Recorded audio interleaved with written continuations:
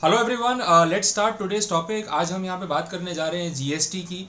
CS executive और CS professional में बहुत ही इंपॉर्टेंट कंसेप्ट है ये। और टैक्स के पेपर में हम जो इनडायरेक्ट टैक्सेशन वाला पार्ट पढ़ रहे हैं उसी की बात हो रही है। लास्ट लेक्चर में हमने सेक्शन नंबर 10 को डिस्कस किया था, which was regarding composition levy scheme. और मैंने आपको इसमें काफ़ी इंपॉर्टेंट पॉइंट्स बताए और बहुत ही डिटेल में हमने डिस्कस किया था।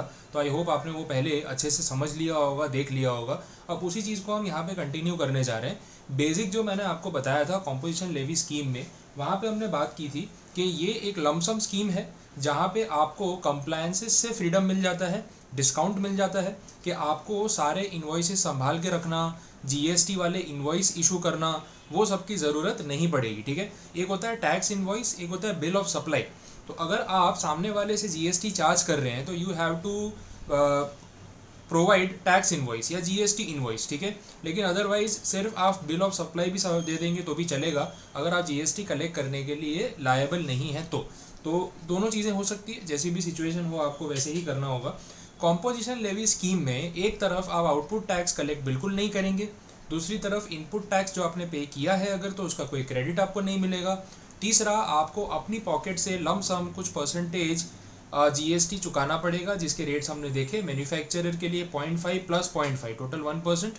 ठीक है, और इसके बाद रेस्टोरेंट सर्विस प्रोवाइडर्स के लिए 2.5 प्लस 2.5 5%। अदर सप्लायर्स के लिए अगेन 0.5 प्लस 0.5 दैट इज 1%। ये सब डिस्कशन हो गया था। इंट्रा स्टेट सप्लाईज जो करते हैं सिर्फ उनको प्रोवाइड किया जाता है ये फैसिलिटी, वो भी हमने देखा। और बाकी की जो भी टर्म्स एंड कंडीशंस थी हम देख चुके हैं।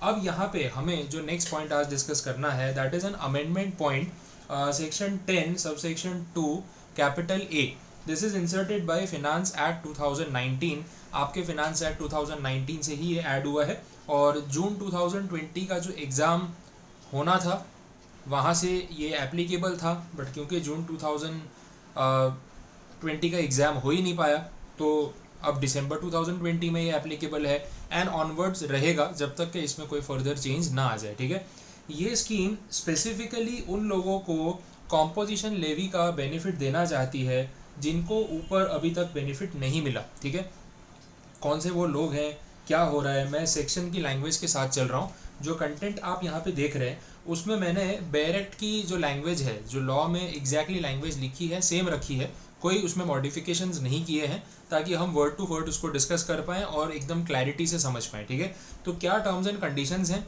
जिनके बेसिस पे कॉम्पोजिशन लेवी स्कीम का बेनिफिट मिलेगा। अच्छा, मिलेगा तो कितना परसेंट जीएसटी भरना पड़ेगा। ऊपर तो हमने सबके लिए अलग अलग रेट्स देखे, क्या इनके लिए कोई अलग रेट है या सेम रेट है, वो सब क्लैरिटी आपको यहाँ पे आज मिल जाएगी। शुरू करते हैं।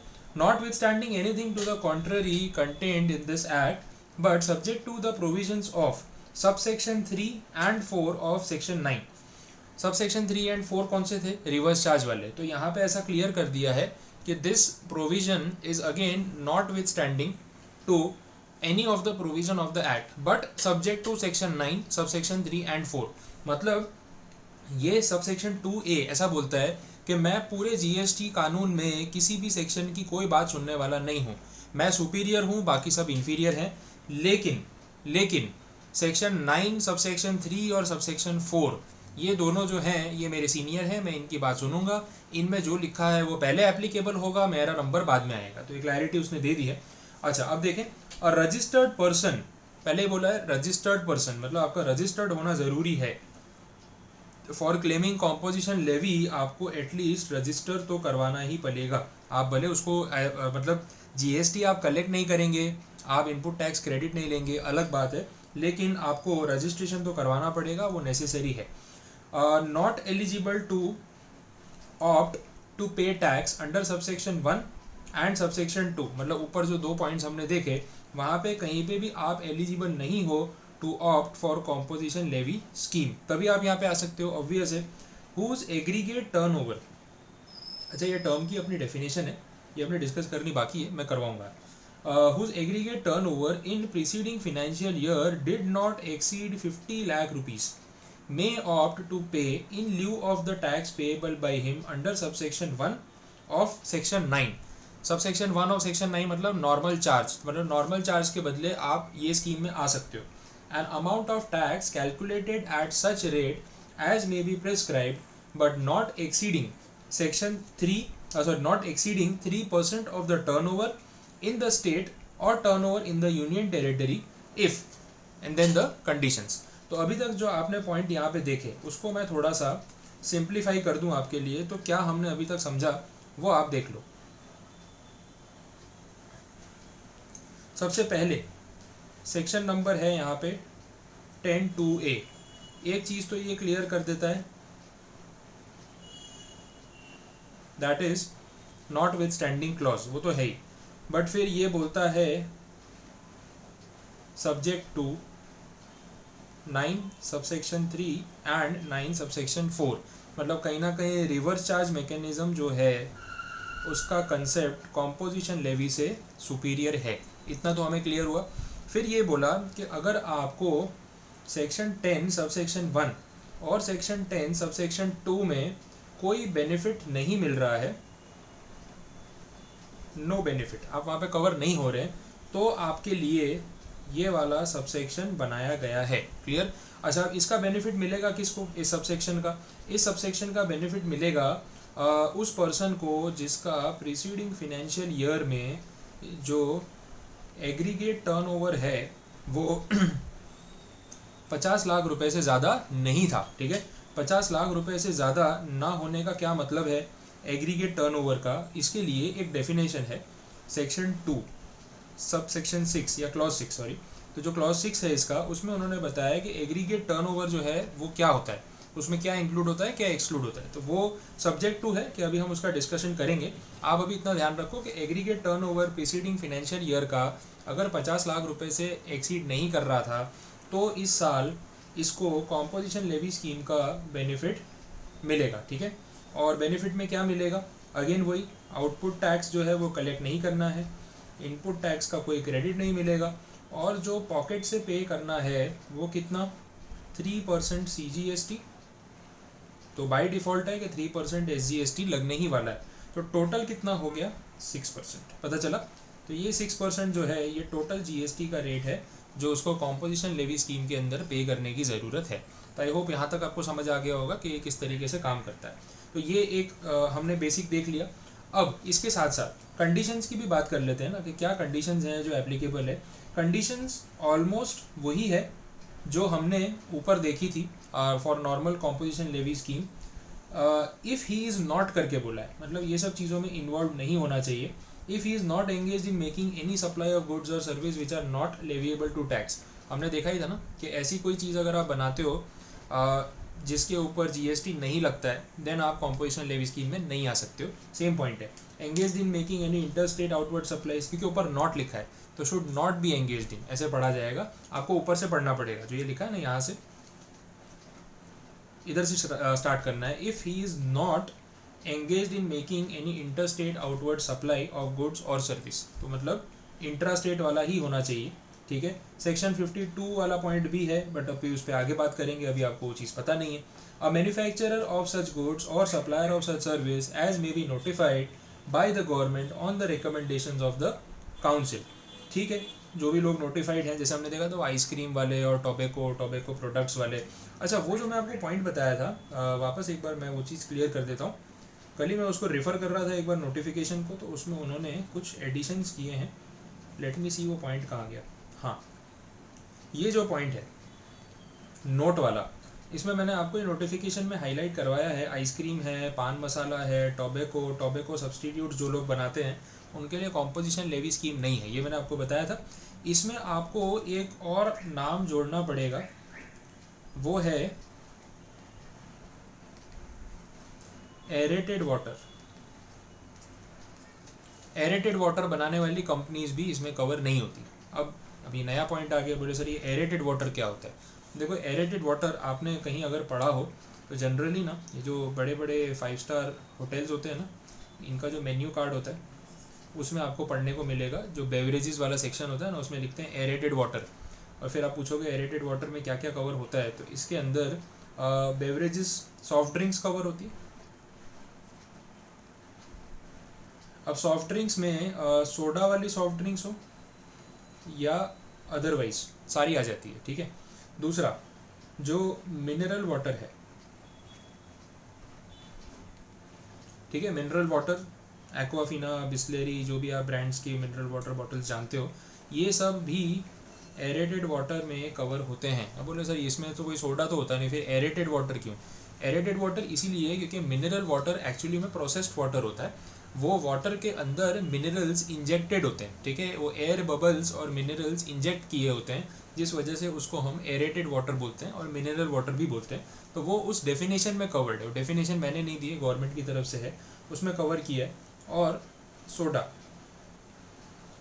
वाटर जो नॉर्मली किनले की या बिस्लेरी की जो सोडा की बॉटल आती है, तो that soda is also aerated water, वो तो आप समझती हैं। तो ये सारी चीज़ें जो है वो एरेटेड वाटर में कवर होती हैं। इस नोटिफिकेशन में यहाँ पे नोटिफिकेशन नंबर 8 जो है 2017 का, इसमें बाई अमेंडमेंट उन्होंने एरेटेड वाटर को ऐड कर दिया है। तो ये आप भी एक बार वहाँ पे लिख लेना कि भाई एरेटेड वाटर जो है वो एडेड है और आपके एग्ज़ाम के लिए एप्लीकेबल है। बस ये पॉइंट यहाँ मिसिंग रह गया, तो मैंने आपको साथ साथ में समझा दिया। होते हैं बहुत सारे अमेंडमेंट्स और चेंजेस आते रहते हैं, तो कितना भी आप रिसर्च कर लो, कभी कभार होता है कि एक आध पॉइंट कोई बाद में स्ट्राइक हुआ, कंटेंट एक बार बन चुका है, प्रिंट हो चुका है, आपको दे दिया गया है, तो बार बार उसमें चेंजेस करना कभी कभी डिफिकल्ट हो जाता है। तो मैं फिर बैच में आपको करेक्शंस करवा देता हूँ। तो इसलिए लेक्चर्स प्रॉपरली देखने से भी ये सब छोटी छोटी क्वेरीज अपने आप सॉल्व हो जाती है।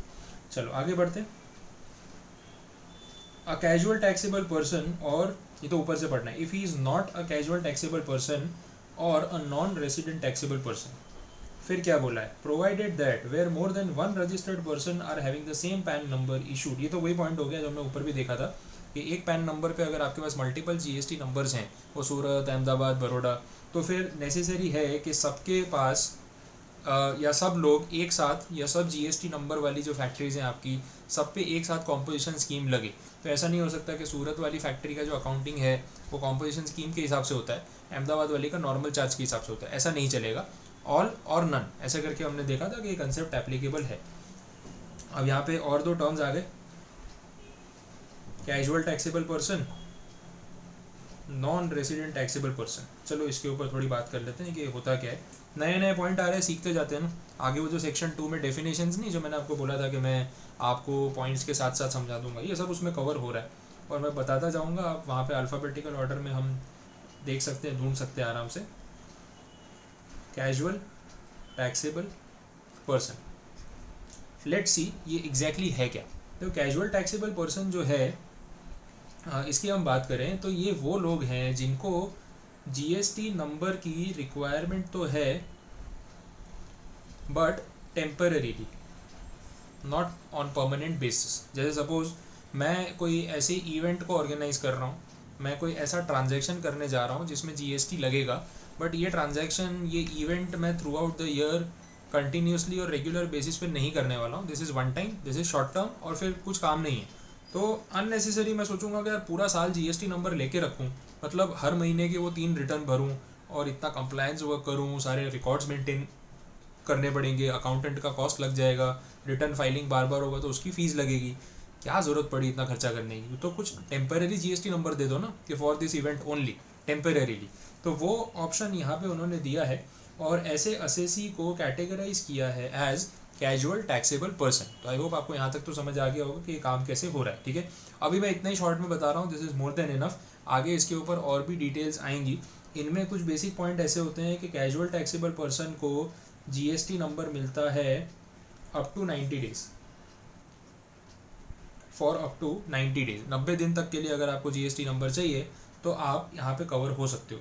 अच्छा, आप जीएसटी नंबर ले रहे हो तो कोई स्पेसिफिक इवेंट पर्पस के लिए ले रहे हो, तो आपको एक आइडिया होना चाहिए कि अप्रॉक्स आपकी जीएसटी लायबिलिटी जो है वो कितनी होगी, ठीक है। उसका रीज़न ये है कि वो आपको एडवांस में पे करनी पड़ेगी। रजिस्ट्रेशन तो पहले कराना ही पड़ेगा, एडवांस मतलब 5 डेज इन एडवांस आपको पे करना है। जैसे ही आप जीएसटी का रजिस्ट्रेशन लेते हो, 5 दिन के अंदर अंदर आपको ये सारा जो अमाउंट है जीएसटी का, वो आपको एडवांस में भर देना है। आप सोचेंगे यार ये कैसा चक्कर है, लमसम अप्रॉक्सीमेट प्रोविजनल बेसिस पे। फिर जब आपका इवेंट सक्सेसफुल हो जाएगा और आपके जीएसटी का कलेक्शन हो जाएगा, तो जो 19-20 अमाउंट हुआ होगा, आपने ज़्यादा भर दिया कम भर दिया, उसका हिसाब तब कर लेंगे। तो ये प्रोविजंस आगे आने वाले हैं। अभी आपको मैंने एक रफ आइडिया बेसिक दे दिया कि what is casual taxable person, ठीक है। चलो तो आगे बढ़ रहे हैं। अब इसके बाद नेक्स्ट एक और टर्म था कैजुअल टैक्सेबल पर्सन, तो चलो आपको समझ में आ गया। टेम्पररी जीएसटी नंबर जिसको चाहिए उसको हम इस कैटेगरी में कवर करते हैं। Now what is NRTP? Non resident taxable person.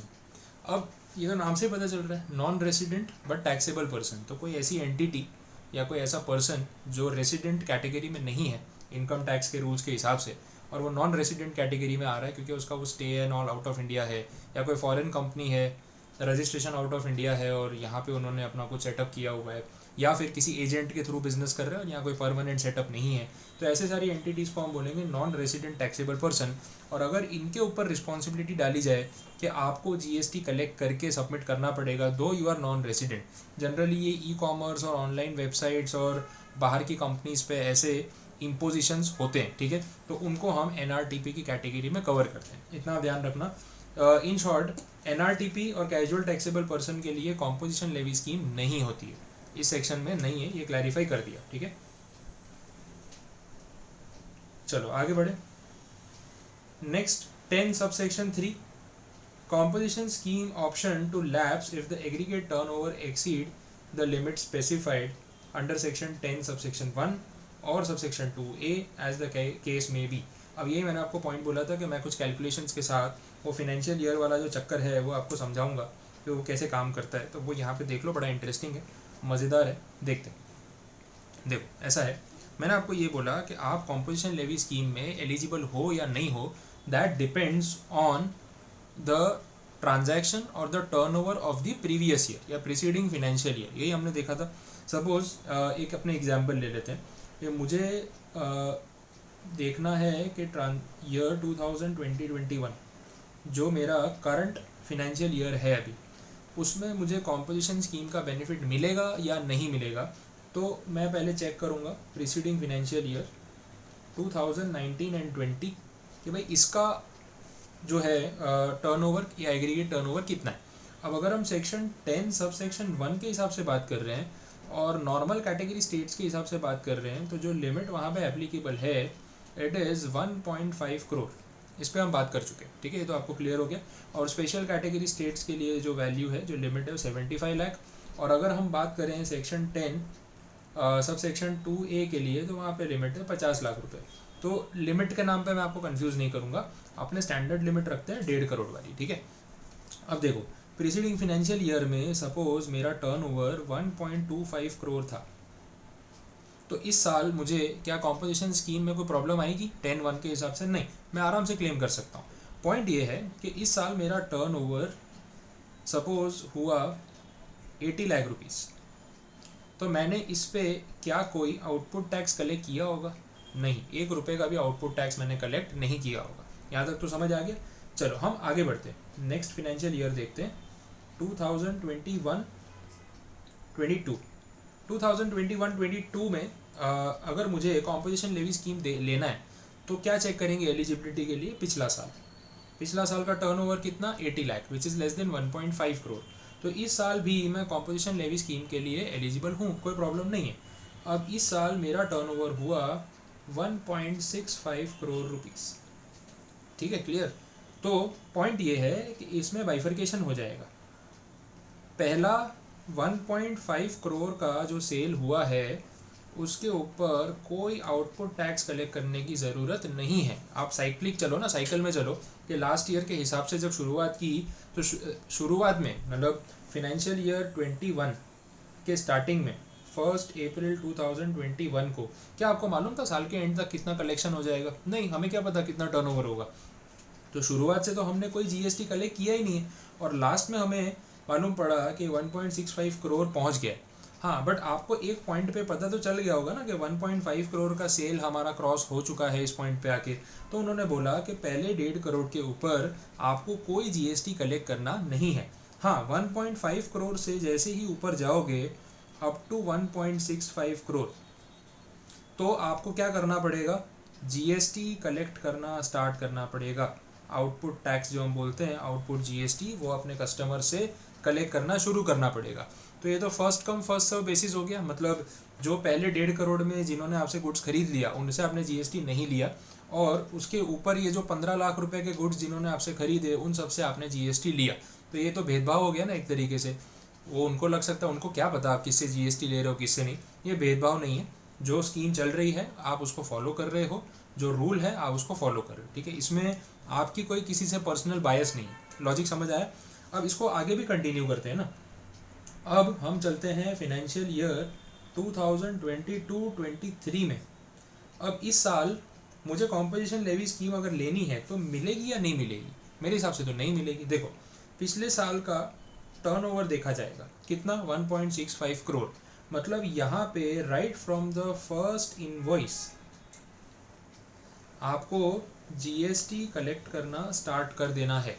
फिर पता चला कि पूरे साल का टर्नओवर यहाँ पे हुआ सिर्फ 90 लैक्स, ओनली 90 लाख रुपीस, मतलब 1.5 करोड़ तो पहुंचा ही नहीं।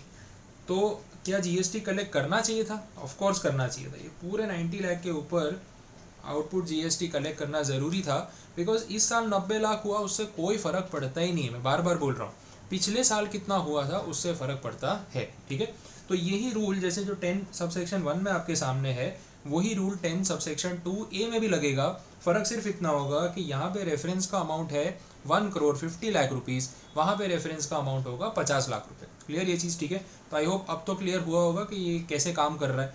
तो 10 सबसेक्शन 3 जो है वो आपको ये पूरा प्रैक्टिकल कैलकुलेशन की बात कर रहा है, लेकिन इतना शॉर्ट में बता दिया कि अगर आप उसको ओवरलुक कर दोगे और जाने दोगे कि भाई ठीक है ऊपर ऊपर से देख लिया, तो आपका ये बहुत इंपॉर्टेंट कंसेप्ट स्किप हो जाएगा। और एग्जाम में कोई एमसीक्यू या कोई बड़ा क्वेश्चन जैसे कि आपका है एग्जीक्यूटिव या प्रोफेशनल, तो आपको वहाँ पे पता ही नहीं चलेगा कि कलेक्ट करना है या नहीं करना। और ऐसे छोटे छोटे डाउट ना डायरेक्ट पेपर में निकलते हैं, मतलब जब मटेरियल हाथ में होता है तब तो नहीं निकलते, लेकिन जब पेपर दे रहे होते हैं ना तो ऐसे ऐसे डाउट माइंड में आते हैं जो कभी आपको बैच में आए नहीं। तो ऑब्वियसली अभी से इसके बारे में सोचना ज़रूरी है, ठीक है। चलो आगे बढ़े। नेक्स्ट पॉइंट 10 सबसेक्शन 4 है, person opting composition scheme can not collect tax and not entitled to claim ITC. ठीक है, ये तो हमने देखा ही था कि जो कॉम्पोजिशन स्कीम में जा रहा है उसको ना आउटपुट टैक्स कलेक्ट करना है ना उसको आईटीसी का क्लेम मिलेगा। तो ये हमने ऑलरेडी डिस्कस कर लिया। सब सेक्शन 5 पेनल प्रोविजंस हैं कि अगर आप यहाँ पे इन रूल्स के हिसाब से नहीं चलते हो और उनको अमाउंट पे नहीं करते हो या कुछ प्रॉब्लम क्रिएट करते हो तो फिर रिकवरी प्रोविजंस एप्लीकेबल होंगे। सेक्शन 73 74 जो है एक्चुअली में वो रिकवरी प्रोविजंस हैं। नोटिस वोटिस शो कॉज नोटिस दिया जाएगा आपको, टैक्स अमाउंट जो आपसे वसूल करना है वो डिटरमाइन किया जाएगा, और आप कॉम्पोजिशन स्कीम लेके फिर वो 1%, 5%, 6% नहीं चुकाते हो तो उसकी रिकवरी का उनके पास पूरा इंतज़ाम है, तो आप उनसे बच नहीं सकते, ठीक है। चलिए तो नेक्स्ट एक्सप्लेनेशन नंबर 1 देख लेते हैं। एक्सप्लेनेशन 1 यहाँ पे क्या बोल रहा है, for the purpose of computing aggregate turnover. देखो एक एक्सप्लेनेशन नंबर 1 है यहाँ पे और एक नीचे एक्सप्लेनेशन नंबर 2 भी दे रखा है। ये दोनों को कंपेयर करना बहुत ज़रूरी है कि इनमें डिफरेंस क्या है। एक्सप्लेनेशन 2 बोल रहा है for the purpose of determining tax payable. समझ आया, एक जगह बात हो रही है for purpose of determining the aggregate turnover, दूसरी तरफ बात हो रही है for the purpose of determining the tax payable. अब यहाँ पे ऊपर एग्रीगेट टर्नओवर वाले केस में उन्होंने ये चीज़ क्लैरिफाई की है कि आप जब एग्रीगेट टर्नओवर डिटरमाइन करते हैं, जैसे हम देखते हैं प्रीसीडिंग फाइनेंशियल ईयर का टर्नओवर जो है वो 1.5 करोड़ से ज़्यादा नहीं होना चाहिए, तो उस टाइम पे आपको क्या इंक्लूड करना है क्या नहीं वो यहाँ पे बोला है। It shall include the value of supplies made by such person from the first day of April of a financial year up to the date when he becomes liable for registration under this act, but shall not include the value of exempt supply of service provided by way of extending deposits, loans, advances in so far as the consideration is represented by way of interest or discount। तो पिछले साल का जो aggregate turnover है, जैसे हम ऐसे calculate करते हैं कि भाई किसी ने रजिस्ट्रेशन जो है साल के बीच में कभी लिया, सपोज रजिस्ट्रेशन लिया 15 जुलाई को और साल खत्म हुआ, ये है हमारा प्रीसीडिंग फाइनेंशियल ईयर। तो ये जो ड्यूरेशन है जहाँ पे उसका रजिस्ट्रेशन था नहीं, उसका डेट ऑफ रजिस्ट्रेशन है 15 जुलाई, ठीक है। तो ये जो ड्यूरेशन पहला वाला है इसमें जो भी टर्नओवर हुआ होगा वो एग्रीगेट टर्नओवर में इंक्लूड रहेगा। मतलब फर्स्ट पोर्शन ये वाला भी और सेकंड पोर्शन ये वाला भी दोनों मिला के बनेगा aggregate turnover, and that should not be exceeding 1.5 crore. ये तो क्लियर हो गया, ठीक है। अब दूसरा जो पॉइंट है नीचे एक्सप्लेनेशन नंबर 2 में क्या बोला है, for the purpose of determining the tax payable by a person under this section the expression turnover in a state or union territory shall not include the value of the following supplies। Second point तो same है, वो exempt supply for interest discount वाला जो consideration है। First point में बोला है कि जो 1 अप्रैल है फाइनेंशियल ईयर का up to the date when such person becomes liable for registration under this act, तो वो ड्यूरेशन का टर्नओवर एप्लीकेबल नहीं होगा। अब ये क्या चीज़ है वो मैं आपको बताता हूँ ऊपर के एक टेबल से। देखो ये जो रेट वाला टेबल था ना कॉम्पोजिट टैक्स का, आप अगर देखोगे 0.5%, 2.5%, 3%, किस चीज़ का, टर्नओवर इन स्टेट और यूनियन टेरिटरी, ये वो एक्सप्रेशन है जिसकी बात वहाँ पे हो रही है।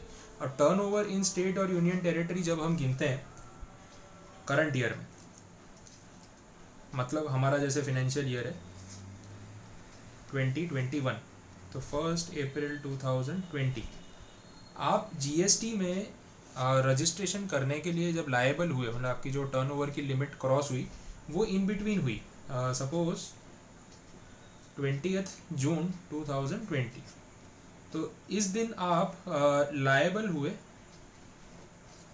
फॉर रजिस्ट्रेशन अंडर जीएसटी, और फिर आपने जीएसटी में रजिस्ट्रेशन करवा भी लिया और आपने डायरेक्टली कॉम्पोजिशन लेवी स्कीम के अंदर ऑप्ट कर लिया बिकॉज प्रीसीडिंग फाइनेंशियल ईयर का टर्नओवर आपका 1.5 करोड़ से कम था। अब ये साल आपका ख़त्म होने वाला है मार्च 21 में। पॉइंट ये है कि जब टर्नओवर गिनेंगे इस साल का जिस पे आपको वो 1%, 5%, 6% जीएसटी भरना है, तो उसमें ये जो ड्यूरेशन है, ये वाला ड्यूरेशन, इसका टर्नओवर नहीं गिनना है। मतलब इन शॉर्ट ये वाला जो टर्नओवर है इस पे आपको कोई जीएसटी परसेंटेज पे करने की ज़रूरत नहीं है। बस ये जो ड्यूरेशन होगा, ठीक है, ये वाला, ये जो ड्यूरेशन होगा आपको सिर्फ इस ड्यूरेशन के टर्नओवर पे जीएसटी पे करना है। इतना आप समझ के चलना। क्लियर, पता चल गया? तो ये डिफरेंस है एक्सप्लेनेशन नंबर 1 में और एक्सप्लेनेशन नंबर 2 में। कंफ्यूज होने की बिल्कुल ज़रूरत नहीं है। एक्सप्लेनेशन 1 प्रीसीडिंग फाइनेंशियल ईयर के टर्नओवर की बात करता है, एग्रीगेट टर्नओवर की बात करता है, और ये जो है करंट फाइनेंशियल ईयर की बात कर रहा है फॉर पेइंग टैक्सेस। टैक्स जो कंपोजिशन लेवी में पे करना है उसके लिए आपको टर्नओवर में क्या इंक्लूड नहीं करना है उस पर एक क्लैरिटी दे रहा है। तो दोनों चीज़ें बिल्कुल अलग है, एक जैसी दिखती हैं बट मिक्सअप मत कर देना उसको। इसके बाद एनालिसिस है। एनालिसिस में वही है जो ऊपर सेक्शन में लिखा है, ऑलरेडी मैंने आपको समझा दिया तो आपको ज़रूरत नहीं पड़ेगी उसकी, रीड करके छोड़ सकते हैं। रूल्स में प्रोविजंस जो दे रखे हैं, मतलब एक प्रोसीजरल कंप्लायंस वाला पार्ट है। इसमें अगर आप देखोगे जितने भी पॉइंट्स आपको मिलेंगे वो सब प्रोसीजर्स है कि हाँ भाई ये प्रोसीजर हमें फॉलो करना होता है। तो ये थोड़ा सा इन्फॉर्मेटिव पार्ट है, मैंने इसलिए रखा है क्योंकि मॉड्यूल में भी था तो मैंने सोचा कि चलो उसको रहने देते हैं कि एटलीस्ट आपको थोड़ा प्रोसीजर पता चल जाए। बट इसमें एक्सप्लेन करने के लिए मेरे पास कुछ कंसेप्ट में नया नहीं, कंसेप्ट ऑलरेडी सेक्शन में कवर हो चुका है। तो फाइनल के स्टूडेंट्स जो पढ़ रहे हैं आपके पास ये रूल्स हैं तो एक बार आप उसको रीड करके देख सकते हैं। रूल 5 में भी वही आइसक्रीम, पान मसाला, टोबैको, इसमें जो मैंने आपको बोला था कि वो एरेटेड वाटर ऐड कर लेना, ठीक है, एरेटेड वाटर वाला पॉइंट जो है वो इसमें ऐड होगा, वो मैंने आपको ऑलरेडी बता दिया। रूल 7 में वापस से रेट्स लिखे हैं, उस पर भी हम बात कर चुके हैं, तो कुछ नया नहीं बचा है। सेक्शन 11 जो बोला है power to grant exemption from tax, ये आपके फाइनल के पार्ट में है। लास्ट टॉपिक जो आएगा फाइनल में, एग्जेम्पशंस का एक चैप्टर है आपकी बुक में, उसमें मैंने ये सेक्शन कवर किया है। और इसमें बेसिक सिर्फ इतना है कि सेंट्रल गवर्नमेंट के पास और जीएसटी काउंसिल के रिकमेंडेशन पे उनके पास ये पावर है कि अगर वो किसी को जीएसटी के प्रोविजंस में से कोई जनरल या कोई स्पेसिफिक या कोई एक्सेप्शनल एग्जेम्पशन देना चाहें कि भाई आपके लिए जीएसटी का रेट अलग, कम, ज़्यादा लगेगा, नहीं लगेगा, तो वो एग्जेम्पशन देने का पावर सेंट्रल गवर्नमेंट को है। और यही सारे पावर्स की बात सेक्शन 11 यहाँ पे करता है। तो सब सेक्शन 1 जनरल एग्जेम्पशन की बात करता है जो सबके लिए होगा। सब सेक्शन 2 स्पेशल नेचर के एक्सेप्शंस की बात करता है जो हर किसी को नहीं मिलेंगे, लेकिन किसी स्पेसिफिक एंटिटी, किसी स्पेसिफिक प्रोडक्ट के बेसिस पे किसी कंपनी को दिए जा सकते हैं, ठीक है। Power to clarify the scope और एप्लीकेबिलिटी ऑफ द नोटिफिकेशंस। जो भी नोटिफिकेशंस सेंट्रल गवर्नमेंट इशू करती है उनके ऊपर क्लैरिटी देने का काम वो कर सकती हैं और क्लैरिफिकेशंस इशू कर सकती है, वो पावर भी इनके पास है। तो बड़े बेसिक से पॉइंट्स हैं। और इसके साथ आपका ये जो चैप्टर है सेकेंड चैप्टर, ठीक है, CGST का सेक्शन 10 तक वो कंप्लीट होता है। और नेक्स्ट लेक्चर में हम स्टार्ट करेंगे एक बिल्कुल ही नया topic which is called time of supply. Again बहुत ही इंटरेस्टिंग टॉपिक है, मज़ा आने वाला है आपको उसमें भी। तो आई होप यहाँ तक तो समझ आया होगा। पहले इसको अच्छा एक बार पूरा समझ लो, पक्का कर लो। कॉम्पोजिशन स्कीम पूरी तरीके से दिमाग में क्लियर होने के बाद टाइम ऑफ सप्लाई पे आगे बढ़ेंगे तो बेटर है, क्योंकि अब सारे कंसेप्ट मतलब कैसा है कि ये जो पूरा एक फ्लो है ना, एक पूरा ब्लॉक है। Section 10 technical section, important section, heavy section. Section 12 to 14 जो अगला ब्लॉक है वो भी पूरा technical plus with practical numericals. उसके बाद सेक्शन 15 प्लस वैल्यूएशन के सम्स, वो भी थोड़ा हैवी पड़ता है। सेक्शन 16 to 20 में भी प्रैक्टिकल कंडीशंस बहुत हैं, टेक्निकल है। तो जब तक आप सेक्शन 22 पे नहीं आ जाते, रजिस्ट्रेशन पे नहीं आ जाते, तब तक ये चीज़ें आपको बहुत भारी लगेंगी। एक बार सेक्शन 22 पे आ गए ना, फिर सारा प्रोसीजरल पार्ट है, फटाफट हो जाता है। बट इसमें आपको भी टाइम लगेगा और मुझे भी टाइम लगेगा आपको एक क्लैरिफाई करवाने में। तो जितना हो सके आप रेगुलर रहो और मेरे साथ साथ लेक्चर्स को कंप्लीट करते जाओ, ठीक है। Thank you so much.